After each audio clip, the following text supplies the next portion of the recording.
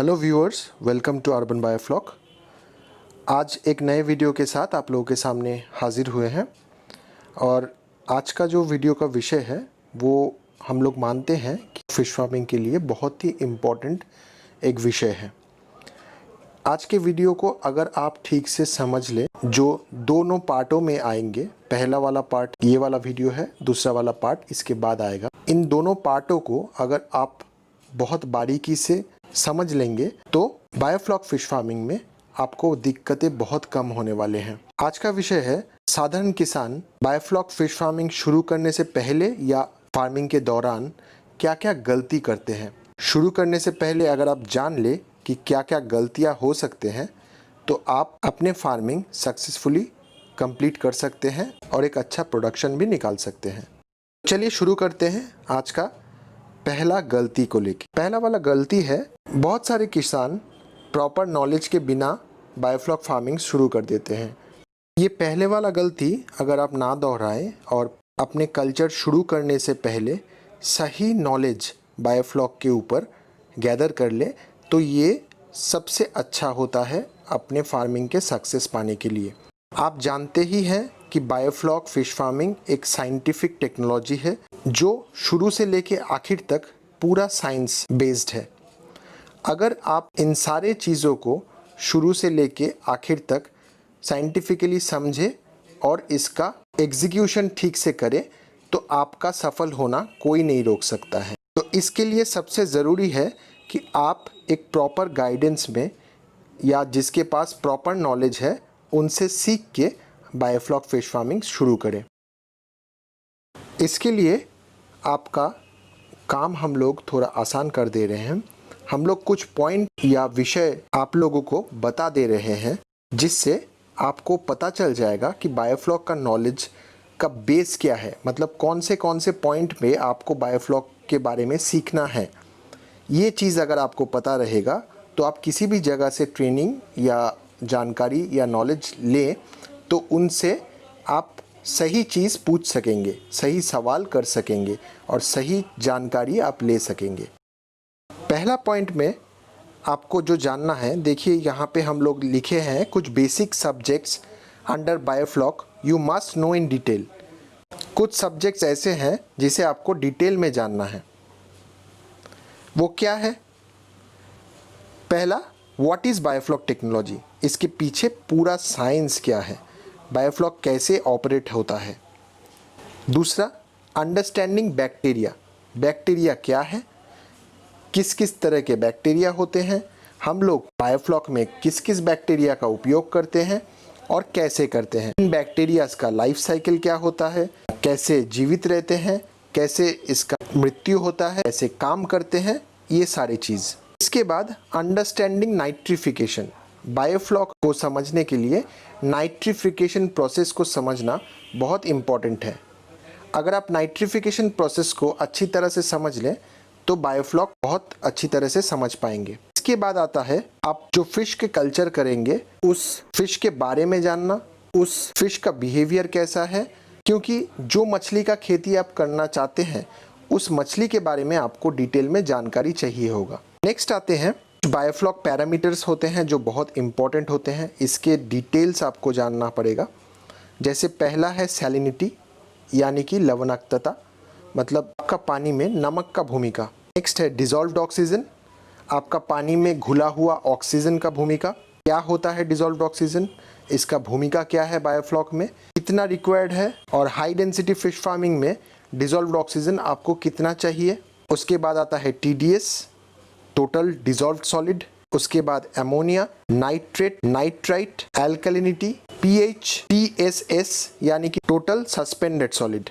इसके बाद CN ratio जो बहुत ही महत्वपूर्ण एक चीज़ है बायोफ्लॉक के लिए, उसको आपको समझना है, कार्बन एंड नाइट्रोजन रेशियो। इसके बाद आपको सही जानकारी चाहिए आप जो इंफ्रास्ट्रक्चर सेटअप कर रहे हैं उसके ऊपर, टैंक जो आप बिठाना चाहते हैं। बायोफ्लॉक एक ऐसा टेक्नोलॉजी है जो टैंक या पॉन्ड किसी भी जगह पे किया जा सकता है जिसमें आधार निर्धारित नहीं है। आप पॉन्ड में भी कर सकते हैं और टैंक में भी कर सकते हैं, लेकिन आर्देन पॉन्ड में बायोफ्लॉक का जो ट्रेडिशनल मेथड है वो काम नहीं करता है। आर्देन पॉन्ड मतलब जहाँ पे कच्चा मिट्टी का जो पॉन्ड है उसमें ये काम नहीं करेगा। पॉन्ड सेटअप में पॉन्ड लाइनर बोल के एक आइटम आता है, जिससे मिट्टी के ऊपर लगा के आप एक मान लीजिए एक पॉन्ड का जैसा ही टैंक बना के आप काम कर सकते हैं। तो ये सारी चीज़ का डिटेल आपको समझना होगा। इसके बाद सबसे जो इम्पोर्टेंट चीज़ आता है वो है aeration system. Aeration system high density fish farming के लिए बहुत इम्पोर्टेंट है। बहुत सारे लोग हम लोगों के पास आते हैं, हमसे सलाह मांगते हैं, और ऑलरेडी शुरू कर देने वाले लोग जो हैं वो कम एयरेशन आउटपुट लगा के अपना फार्मिंग स्टार्ट कर चुके हैं और उसका फल जो है वो नेगेटिव आ रहा है। इसमें गलती ना करें, आप इस विषय में सही जानकारी ले लें। इसके बाद पावर बैकअप सिस्टम, सही पावर बैकअप सिस्टम बायोफ्लॉक के लिए क्या है, इसके बारे में आपको जानना पड़ेगा। Next, temperature control system, biofloc में कैसे टेम्परेचर को कंट्रोल किया जाता है, इनका भी डिटेल आपको समझना पड़ेगा। नेक्स्ट आते हैं बायोफ्लॉक के पानी को कैसे प्रिपरेशन करते हैं। पानी प्रिपरेशन करने से पहले भी पानी का बहुत सारा जांच होता है। पानी को कैसे तैयार किया जाता है वो भी जानना बहुत ज़रूरी है। आप जिससे भी बायोफ्लॉक का नॉलेज ले, पानी प्रिपरेशन अच्छे से समझ ले। हम लोगों के पानी प्रिपरेशन के ऊपर एक अच्छा वीडियो दिया हुआ है डिटेल में, आप वो भी देख सकते हैं। इसके बाद राइट नॉलेज ऑन सीड, मतलब मछली का जो बीज है या चारा है उसके ऊपर आपका सही जानकारी होना ज़रूरी है। आप सीड को कैसे पहचानेंगे, सिलेक्ट करेंगे, सीड को कैसे सैनिटाइज करेंगे, सीड को टैंक में कैसे स्टॉकिंग करेंगे, इसका सैम्पलिंग ग्रेडिंग कैसे करेंगे, ये सारे चीज़ इम्पॉर्टेंट है और ये जानकारी आपको होना चाहिए। नेक्स्ट है, आपको फीड के बारे में भी अच्छा नॉलेज होना चाहिए। मछली का जो खाना है उसके अंदर क्या क्या चीज़ रहते हैं और वो मछलियों का खाना कैसे मछलियों को ग्रोथ दिलाता है, ये सारे चीज़ आपको अच्छी तरह से जानना होगा। इसके साथ साथ ही FCR जो फीड कन्वर्शन रेशियो है उसके बारे में भी आपको समझ होना चाहिए। नेक्स्ट आता है फीड सप्लीमेंट, मछलियों के खाने के साथ साथ क्या क्या सप्लीमेंट का ज़रूरत है मछलियों को, वो आपको जानना पड़ेगा। नेचुरल पॉन्ड में मछलियों को सप्लीमेंट का ज़्यादा ज़रूरत नहीं पड़ता है, क्योंकि नेचुरली मछलियों को वहाँ पे बहुत सारे चीज़ जैसे विटामिन, मिनरल्स, कैल्शियम, ये सब चीज़ मिल जाते हैं। लेकिन आप अगर बायोफ्लॉक खेती कर रहे हैं अलग सेटअप बना के, तो उसमें आपको बाहर से फीड सप्लीमेंट देने का ज़रूरत पड़ता है। इसके बाद आता है नेचुरल फीड। आप कमर्शियल फीड के अलावा नेचुरल फीड क्या इस्तेमाल कर सकते हैं, कैसे आपके FCR को, आपके व्यवसाय के कॉस्ट को घटा सकते हैं, ये आपको जानना पड़ेगा। हम लोगों का नेचुरल फीड के ऊपर डाकवीट का एक वीडियो है, आप देख सकते हैं हमारे चैनल के पिछले वीडियोस में। इसके बाद आएगा मेंटेनेंस। मेंटेनेंस में वाटर टैंक, पॉन्ड या पंप, ये सारी चीज़ों का मेंटेनेंस कैसे करते हैं, ये सब चीज़ आपको जानना होगा। इसके बाद सबसे इम्पोर्टेंट चीज़ मछलियों का डिजीज़ के बारे में जानना, उसके बारे में आपको पता होना और उसका मैनेजमेंट कैसे करते हैं, डिज़ीज़ का ट्रीटमेंट कैसे करते हैं, ये सारे चीज़ आपको पता होना चाहिए कल्चर से पहले।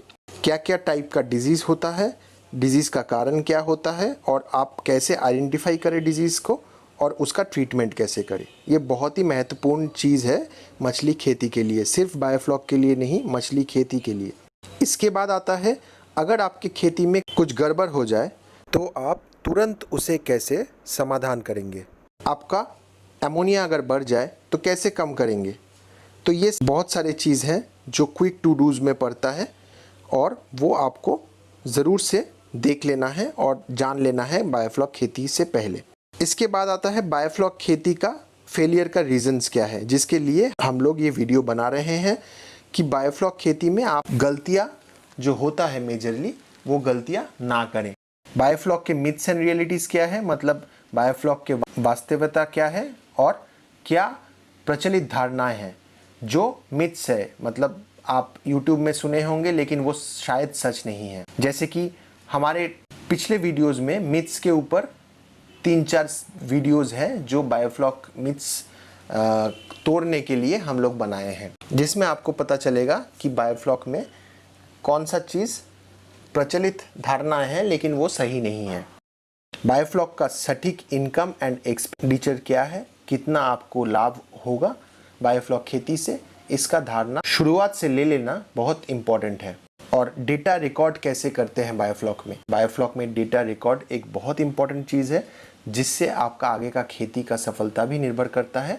क्योंकि कोई भी किसी के अंडर भी आप गाइडेंस में कल्चर कर रहे हैं तो कोई भी समस्या में उसको डेटा चाहिए होगा कि आपका खेती का समस्या हुआ है उसको समाधान करने के लिए।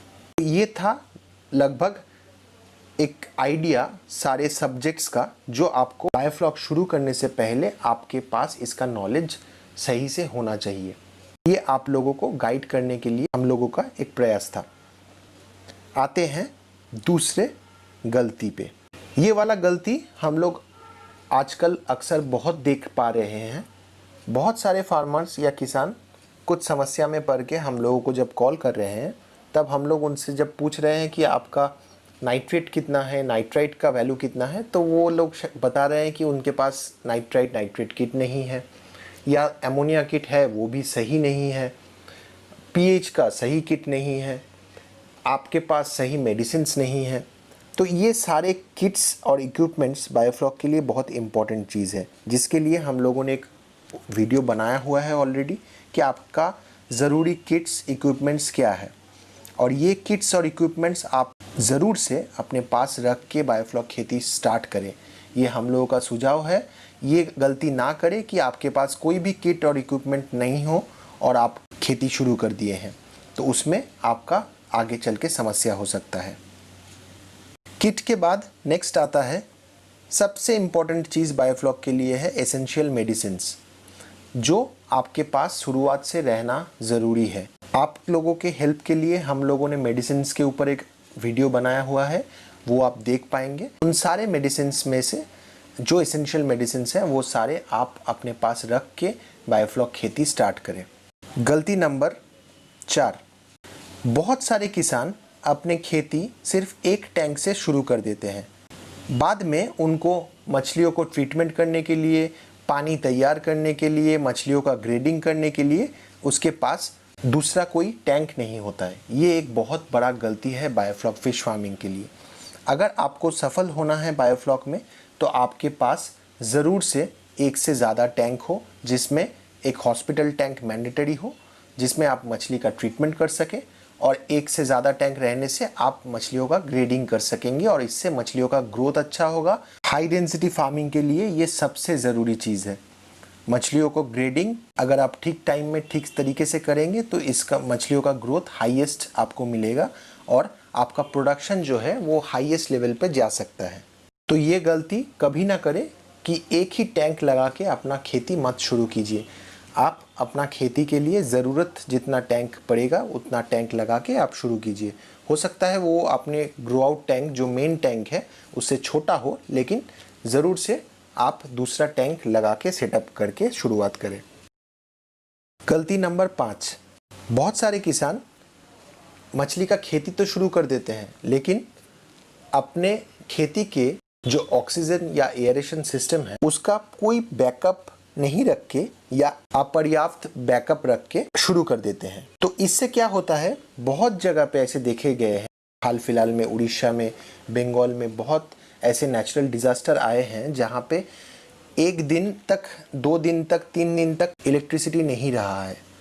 तो इस सिचुएशन पे आप मछलियों को कैसे बचा के रखेंगे वो आपके लिए बहुत इम्पॉर्टेंट है। अगर आप बायोफ्लॉक खेती करना चाह रहे हैं तो आपके पास सही पावर बैकअप सबसे अच्छा है जनरेटर। सोलर सिस्टम अगर हो तो बहुत बढ़िया है। अगर उतना आपका बजट नहीं है तो जनरेटर ज़रूर लगाएं। अगर जनरेटर भी नहीं बजट में आ रहा है तो इन्वर्टर का बैकअप ज़रूर से ले लें, और कोई नेचुरल कैलेमिटीज़ के टाइम पे ज़रूर से पहले से उसको भाप के आप जनरेटर को हायर करके या अपने खेती को प्रॉपर सपोर्ट जिन तरीक़ों से दिया जाए पावर बैकअप से वो दे पाए। और ये गलती कभी ना करें कि आप कोई भी इलेक्ट्रिकल पावर बैकअप के बिना ही अपना खेती स्टार्ट कर दें। तो बहुत सारे मछलियाँ ऐसे हैं स्पीशीज़ जैसे पापदा, टेंगरा, तिलापिया, ये आपका पावर बैकअप नहीं होने से ज़्यादा देर तक ज़िंदा नहीं रह पाएंगे। इसके बाद आते हैं गलती नंबर 6 पे। ये वाला गलती बहुत ही कॉमन है और 100 में से 90 जन ये गलती करते हैं, लेकिन उनको पता नहीं होता है कि ये एक गलती है। हाई डेंसिटी फिश फार्मिंग के लिए आपको जो एयरेशन सिस्टम चाहिए उसका आउटपुट बहुत महत्व रखता है। अगर आपको 10,000 लीटर टैंक से 500 से 600 किलो भी प्रोडक्शन लेना है तो आपको एयरेशन सिस्टम जो है उसको दुरुस्त रखना पड़ेगा। मतलब आपका एयरेशन सिस्टम जो है उसका पावर आउटपुट 200 LPM पर 10,000 लीटर होना चाहिए। ये फिगर सुन के बहुतों को आश्चर्य हो सकता है, बहुत लोग बोल सकते हैं कि ये बहुत ज़्यादा है, इतना रिक्वायर्ड नहीं है। हम लोग अपने फार्मिंग के एक्सपीरियंस शेयर कर रहे हैं कि आप लोग 200 LPM का टारगेट रख के अगर आप अपना सेटअप लगाते हैं तो आप किसी भी स्पीसीज़ के हाई डेंसिटी में हायर बायोमास प्रोडक्शन ले सकते हैं, जैसे कि 500 से 600 किलो। अगर इतना आपको प्रोडक्शन लेना है या उससे ज़्यादा लेना है तो आपके एयरेशन सिस्टम का 200 LPM आउटपुट ज़रूर से होना चाहिए। किसी किसान 80 LPM से 60 LPM से अपना 10,000 लीटर टैंक चला रहे हैं, जो बिल्कुल ही गलत है और बायोलॉजिकल ऑक्सीजन डिमांड किसी भी तरह मछलियों का या बैक्टीरिया का पूरे नहीं कर पाएंगे। नेक्स्ट, गलती नंबर 7। बहुत सारे किसान शुरुआत में कुछ ऐसे मछलियों का स्पीशीज़ चयन कर लेते हैं, मतलब ऐसे कुछ मछलियाँ चयन कर लेते हैं जो बायोफ्लॉक के लिए थोड़ा मुश्किल हो, जैसे कि सिंघी या मांगुर। सिंघी मांगुर हाई वैल्यू फिशेस है, इसलिए बहुत सारे किसान चाहते हैं कि सिंघी मांगुर का कल्चर करके बहुत ज़्यादा प्रॉफिट कमाए जा सके। प्रॉफिट तो बहुत ज़्यादा ठीक है, लेकिन सिंघी मांगुर का कल्चर बायोफ्लॉक में उतना अच्छा रिजल्ट बहुत कम जगह पे आया है। और सिंघी मांगुर एक बहुत ही क्रिटिकल फिश है आपके फार्मिंग के लिए। कोई भी किसान शुरुआत के दौरान जब बायोफ्लॉक फार्मिंग सीख रहे हो या बायोफ्लॉक फार्मिंग सीखने के लिए कर रहे हैं, पहले कभी मछलियों का खेती नहीं किए हुए हैं, तो हम लोगों का सुझाव होगा कि आप तिलापिया फिश या पंगासियस फिश या कोई फिश पे जाए जिससे फार्मिंग बहुत अच्छा निकल के आता है और अच्छा प्रोडक्शन पाने के लिए आपको टेंशन बहुत कम रहेगा। तो सही मछली का चुनाव करना बायोफ्लॉक में सफल होने के लिए बहुत इम्पोर्टेंट है शुरुआत में। बाद में अगर आप बायोफ्लॉक टेक्नोलॉजी अच्छी तरह से समझ गए हैं और कर पा रहे हैं तो उसके बाद आप कुछ स्पेशल चीज़ को फॉलो करते हुए आप सिंघी और मांगुर का कल्चर भी कर सकते हैं या कोई भी फिश जो क्रिटिकल हो उनका कल्चर कर सकते हैं। गलती नंबर 8। बहुत सारे किसान मछलियों का स्टॉकिंग करते हैं अंदाजे से, मतलब 10,000 लीटर पानी है तो आप 6,000 7,000 मछली डाल दे रहे हैं। मछलियों का स्टॉकिंग का एक फॉर्मूला है जो आप लोग अगर सही गाइडेंस में कर रहे हैं बायोफ्लॉक, तो आपका ट्रेनर या आपको जो गाइड कर रहा है वो ज़रूर से आपको बता देता है। मछली आप कौन सा साइज़ में मार्केट करने वाले हैं, उस वाले साइज़ से आप कितना प्रोडक्शन करना चाहते हैं उस वाले प्रोडक्शन को अगर डिवाइड करेंगे तो जितना मछली निकलेगा उससे 10 या 15% ज़्यादा मछली आप लेके स्टार्ट करें। 10,000 लीटर टैंक में आप 6,000 स्टॉकिंग करने से ही आपका प्रोडक्शन नहीं बढ़ेगा। आप 3,000 स्टॉक करके उदाहरण के स्वरूप तिलापिया का साइज़ 300 से 400 ग्राम लाएंगे तो आप बहुत अच्छी तरह से सफल हो सकते हैं। आप कोई भी मछली 6,000 7,000 8,000 पीस डाल के उसका ग्रोथ ठीक से नहीं हो पाएगा। अगर आप ठीक से मैनेज नहीं कर पाएंगे, ठीक से ग्रेडिंग नहीं कर पाएंगे, वाटर क्वालिटी में प्रॉब्लम आएगा तो आप सफल नहीं होंगे। तो ओवर स्टॉकिंग एक बहुत बड़ा गलती है। गलती नंबर 9। मछलियों को फीडिंग कराने के टाइम हम लोग बहुत भावुक होके मछली को बहुत ज़्यादा फीडिंग करा देते हैं बहुत टाइम पे। बहुत सारे किसान से ऐसे इन्फॉर्मेशन आता है कि वो मछलियों को इतना खाना खिला दिया है कि मछलियों को प्रॉब्लम हो गया है और बीमारी आ गया है। मछली खाना नहीं खाने से बीमार नहीं होता है या संगे संग मर नहीं जाता है, लेकिन ओवर फीडिंग के वजह से मछलियाँ मर सकते हैं। ये चीज़ बहुत इम्पॉर्टेंट है, आप ध्यान में रखें। ऑलवेज छोटे मछलियों का डिमांड फीडिंग पॉलिसी से ही खाना खिलाएं। शुरुआत में 3 से 6 या 8% तक का खाना खिला सकते हैं। अगर एकदम छोटा मछली हो, बॉडी वेट के 10% से शुरू करके 15 या 18 दिन के बाद बॉडी वेट के 3% में आके आप बॉडी वेट का 3% खाना ही खिलाएं। अगर आपका फ्लॉक का क्वालिटी अच्छा होगा, आपका फ्लॉक अधिक न्यूट्रिएंट वैल्यू का होगा जो शुगर और अच्छे हेटेरोट्रॉपिक बैक्टीरियल स्ट्रेन्स के कल्चर से होते हैं। तो मछलियों का ग्रोथ ऐसे ही ज़्यादा होगा, आपको अलग से कमर्शियल फीड बहुत ज़्यादा देने का ज़रूरत नहीं पड़ेगा। जो मछली फ्लॉक खाते हैं वो आपके ये हाईली न्यूट्रिएंट फ्लॉक खा के बहुत आपका FCR घटा देगा और आपका कल्चर में सक्सेस होगा। गलती नंबर 10, बहुत सारे किसान सही कार्बन सोर्स चुन नहीं पाते हैं। मतलब आप लोगों को तो पता होगा कि बायोफ्लॉक में अगर कार्बन सोर्स देना है तो मोलासिस देना है। तो मोलासिस सही है कि नहीं है, मोलासिस आप जो बाज़ार से ला रहे हैं वो कितना सही मोलासिस है, कितना मिलावट फ्री मोलासिस है, कितना उसमें मिलावट नहीं है, ये आप जान नहीं पाते हैं। बहुत सारे जगह पे देखा गया है कि मोलासिस जो आता है वो अच्छे क्वालिटी के नहीं होते हैं और बहुत मिलावटी मोलासिस होते हैं जो आपकी मछलियों का खेती में बहुत नुकसान करवा देता है और पानी गंदा हो जाता है, पानी कॉन्टेमिनेटेड होके मछलियाँ मर सकते हैं। तो सही कार्बन सोर्स को चुन पाना बहुत इम्पॉर्टेंट है मछलियों के खेती में सफल होने के लिए। तो आप सही कार्बन सोर्स चुनें। अगर मोलासिस चुनें तो सही मोलासिस चुनें। अगर मोलासिस चुनने में दिक्कत हो तो आप चीनी से कल्चर कर सकते हैं। एक इफ़ेक्टिव लैब मेड हेटेरोट्रॉप बैक्टीरियाज लेके आप चीनी से भी कल्चर कर सकते हैं, गुड़ से भी कल्चर कर सकते हैं। दोनों का ही बहुत अच्छा रिजल्ट आया है। गलती नंबर 11 में सबसे इम्पॉर्टेंट जो चीज़ है वो है सही नमक को चुन पाना। बहुत सारे किसान सही रॉ सॉल्ट या कच्चा नमक चुन नहीं पाते हैं। बहुत सारे किसानों के पास आयोडीन वाला नमक आ जाता है बाज़ार से, जो कच्चे नमक बोल के उनको बेचा जाता है। और ये कच्चा नमक अगर आपको नहीं मिला तो आपका बायोफ्लॉक खेती सफल नहीं होगा। सही कच्चा नमक चुन पाना बायोफ्लॉक खेती के लिए बहुत ही इम्पोर्टेंट है। हम लोगों का नमक के ऊपर एक पूरा वीडियो है, आप लोग ज़रूर से वो देख लें तो आपको चुनने में आसानी होगा और नमक के बारे में बहुत सारी जानकारी आपको वहाँ से मिल जाएंगे। गलती नंबर 12, ये वाले गलती में किसान के ऊपर जिम्मेदारी बहुत ज़्यादा नहीं रहता है, क्योंकि मछलियों का बीज जो होता है वो बहुत सेंसिटिव एक चीज़ होता है और बहुत ही क्रिटिकल, मतलब बहुत ही ज़रूरी मछलियों के खेती के लिए एक चीज़ होता है।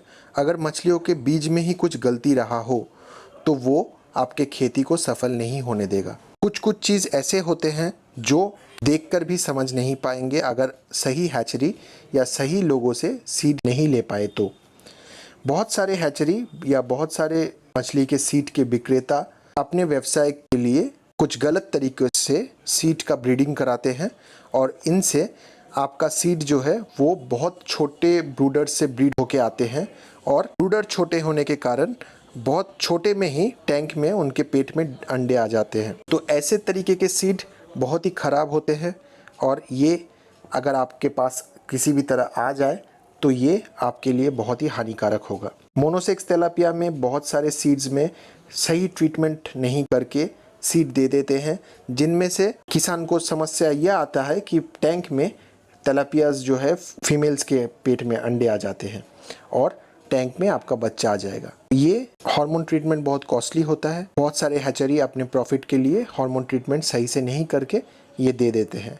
तो ये सारे चीज़ आपको ध्यान में रख के सीड लेना है, हैचरी वाले से बात करके लेना है और सही हैचरी से लेना है। ब्रीडिंग से लेके बिक्री तक कुछ चीज़ ऐसे होते हैं जो हैचरी वाले को सही से पालन करना होता है, तभी जाके आपके पास सही क्वालिटी के सीड अच्छे कंडीशन में आपके पास पहुंचते हैं।